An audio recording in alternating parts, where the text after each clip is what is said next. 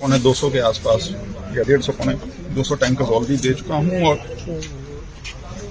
34 tanker जो हैं वो आज यहाँ से भेजे गए हैं। 5 हलकों के उसमें गांव या वार्ड हैं जहाँ पे वो टैंकर जाएंगे और जो थोड़ी बहुत एमपी लैड की धनराशि बची हुई है मेरे ख्याल से शायद 15-20 गांव के और टैंकर आने वाले 15 दिन या महीने में आएंगे।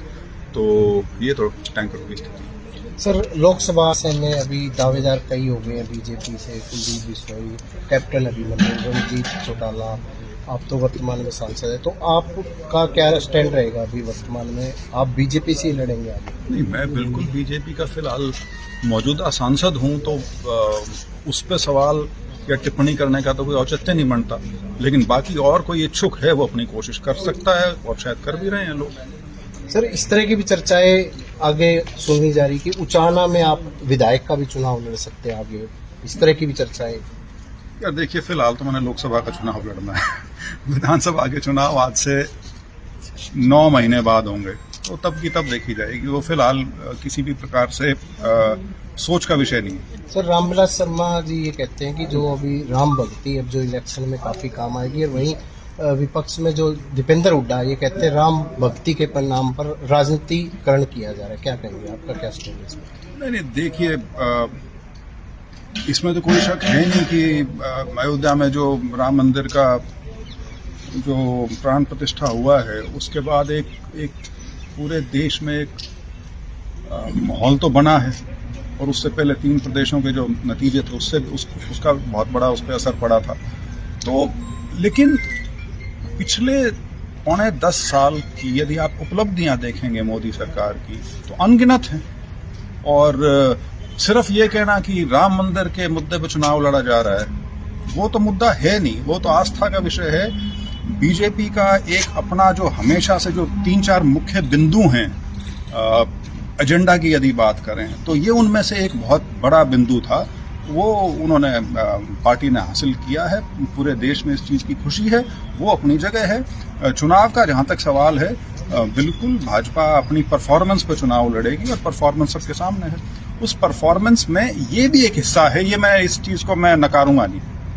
सर, कि जब जेपी नड्डा आए थे गठबंधन उनका जारी रहेगा, और आपकी तरफ से ये बात सब रखी है कि गठबंधन तोड़ने की जो भी है। हाँ, आपने जो बात कही है वो एक आधी बात है। वो उस बात का दूसरा पहलू ये भी है, चाहे मुख्यमंत्री हो, चाहे नड्डा जी हो, या कोई भी बीजेपी का सीनियर नेता हो, उन्होंने साथ साथ ये भी कही है कि इस चीज में कोई शक नहीं कि हम 10 की 10 लड़ रहे हैं। तो जब 10 की 10 सीटें बीजेपी लड़ रही है तो जो गठबंधन में जो दूसरा गठ है वो इस गठबंधन में क्या पा रहा है वो उनको देखना है।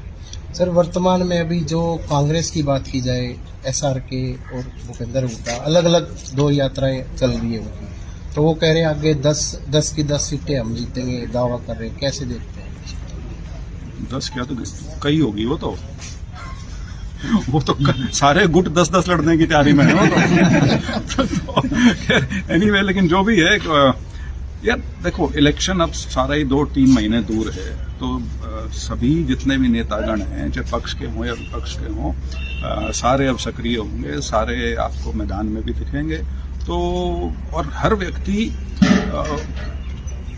हमेशा अपनी जो महत्वाकांक्षा है बिल्कुल उसको आसमान पे चढ़ा के बताता है।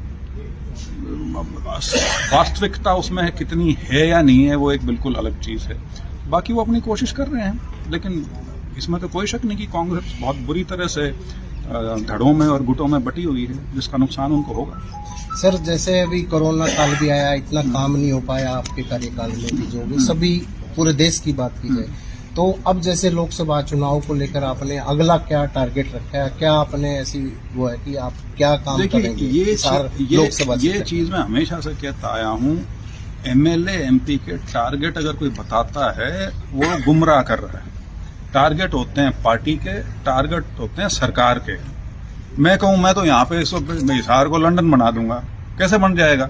हाँ, सरकार यदि उसमें चाहेगी, प्रदेश की राजधानी बना देगी, उस टाइप की कोई चीज हो तो वो विकास जो है दूसरे स्तर पर चला जाता है। इसी तरह से एयरपोर्ट का जिक्र है। एयरपोर्ट ये नहीं है कि कल बनना शुरू हुआ है, कई सालों की एक ये चीज है जो अब दिखनी शुरू हुई है इंफ्रास्ट्रक्चर के माध्यम से। तो ये जो बड़ी चीजें जो हैं, इसलिए सारी समय लगने वाली चीजें हैं, और ये किसी एक एमएलए या एक एमपी के कार्यकाल में शुरू होकर खत्म भी हो जाएं सिर्फ उस एमपी एमएलए की वजह से, ऐसा आम तौर पे नहीं होता जब तक वो एमपी या एमएलए पूरी सत्ता की कुर्सी पे जब तक आसीन ना हो। Thank you sir. Thank you. मुख्य बात तो ये है कि 47,60,000 करोड़ का मुख्यतः ये बजट है, जो कि पिछले साल से मेरे ख्याल से करीब 3.5 लाख ज़्यादा का ये बजट है। और कुछ चीज़ें उसमें ऑलरेडी बताई गई हैं, लेकिन मुख्यतः उसमें दिशा दिखाई गई है कि आने वाला साल और उसके बाद का जो समय है उसमें सरकार की मंशा क्या है, किस नियत और किस नीति के हिसाब से आगे बढ़ेगी, ताकि जो 2047 में विकसित भारत का जो सपना है हमारा, उसकी ओर हम अग्रसर रहें। तो बजट की डिटेल का तो इंतजार करना पड़ेगा। 2024 पॉलिटिकल आदमी जो है ना, वो हमेशा चुनाव की तैयारी में रहता है। तो उसमें ये ठीक है, जब औपचारिक रूप से कोई घोषणाएं होंगी, चाहे इलेक्शन की डेट है या टिकटों का चयन है, तब चलो उसमें अलग से तेजी आती है, अदरवाइज चुनाव की तैयारी चलती रहती है सारी। लेकिन अगर बात नहीं, विकल्प की तो बात तब आएगी ना जब कुछ हुआ हो। ये तो क्या बोलते हैं, घोड़े के आगे उसकी काट जो है वो उसके आगे रखने वाली बात है। तो इस पे सवाल का ना तो कोई औचित्य होता ना जवाब होता। लेकिन यार क्या मैं सिटिंग एमपी हूँ भाई। तैयारी की क्या बात है, बिल्कुल तैयार है। हालांकि आपने जब अगर सही तरीके से बाकायदा कंपनीज के साथ एग्रीमेंट होके अगर हवाई सेवा शुरू होती है तो मैं इसका भरपूर तरीके से स्वागत करूंगा। मैं बस ये नहीं चाहता कि ये भी चुनाव से पहले का एक दिखावा बन के रह जाए। हालांकि बहुत काम हुआ है सार के एयरपोर्ट पे इंफ्रास्ट्रक्चर की रूह से, लेकिन कमर्शियल फ्लाइट्स का चलना जो है वो शुरुआती तौर पे चला देना एक अलग बात है, और निरंतर चलना एक दूसरी बात है। बिल्कुल है, लेकिन बीजेपी ने अपना मत तो स्पष्ट कर रखा है, 10 की 10 सीटों पे लड़ेंगे। 10 की 10 जब लड़ेंगे तो ठीक है, गठबंधन है नहीं है, जैसे भी हैं वो उनको देखना है।